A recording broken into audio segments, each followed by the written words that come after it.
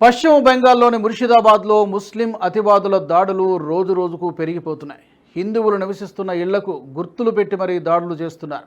మొదట హిందువుల ఇళ్లకు ఉద్దేశపూర్వకంగా నల్ల రంగు పూస్తున్నారు. ఆ తరువాత ఏ ఇంటిపై బాంబులు వేయాలి, ఏ ఇంటికి నిప్పు పెట్టాలి అన్న విషయాన్ని గుర్తించడం వాళ్లకు సులువైంది. ఆ హింసాకాండ క్షణికావేశంలో చేసింది కాదు, చాలా జాగ్రత్తగా ప్రణాళికాబద్ధంగా చేసిన హింస అది.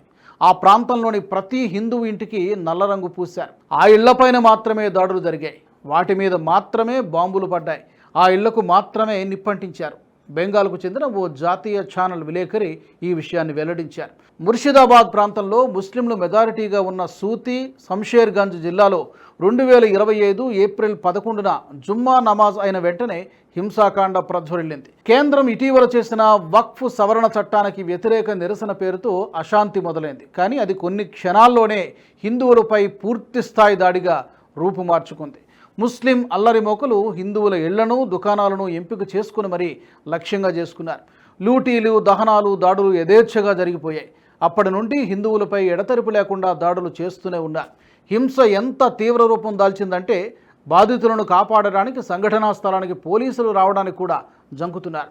ముర్షిదాబాద్ పరిసర ప్రాంతాల్లో హిందువులనే టార్గెట్గా చేసుకుని ముస్లిం అతివాదులు ప్రణాళికాబద్ధంగా దాడులు చేసిన సంగతి బయటపడడంతో సామాన్య ప్రజల్లో తీవ్ర ఆగ్రహావేశాలు వ్యక్తమయ్యాయి.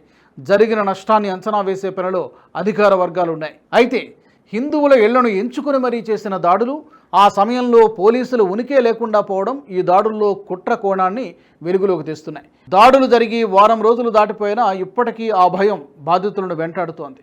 ఎప్పటికైనా తమకు న్యాయం జరుగుతుందని, పరిహారం అందుతుందని కొందరు బాధితులు ఆశిస్తున్నారు.